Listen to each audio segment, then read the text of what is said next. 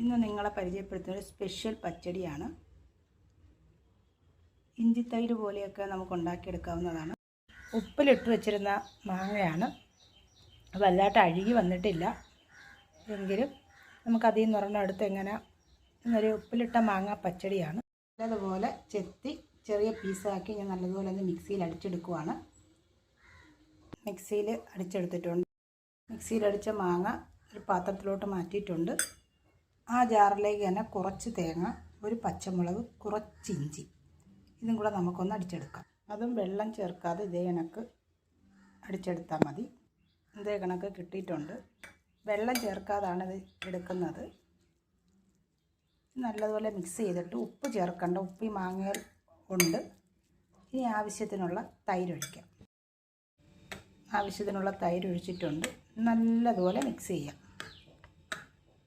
നല്ലതുപോലെ മിക്സ് ചെയ്തിട്ടുണ്ട്.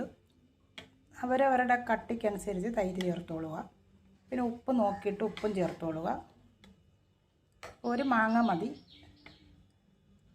10 പേർക്ക് കഴിക്കാൻ പറ്റുന്ന പച്ചടി തയ്യാറായിട്ടുണ്ട്. ഇനി ഇതിനകത്ത് നമുക്ക് കടുക് വറുത്ത് ചേർക്കാം. ഇത് അടുപ്പിലെങ്ങും വെച്ച് ചൂടാക്കിയോ തിളപ്പിക്കുകയോ ഒന്നും വേണ്ട. കടുക് വറുത്ത് ചേർത്താൽ മതി. ഇതിനൊക്കെ നല്ല ടേസ്റ്റാണിത് ചോറിൻ്റെ കൂടെ കഴിക്കാൻ. നമ്മൾ കടുക് വറുത്ത് ചേർക്കാം.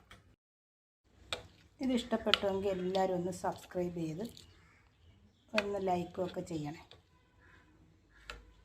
ഇത് എളുപ്പം തയ്യാറാക്കാൻ പറ്റുന്നതാണ്. മറക്കല്ലേ.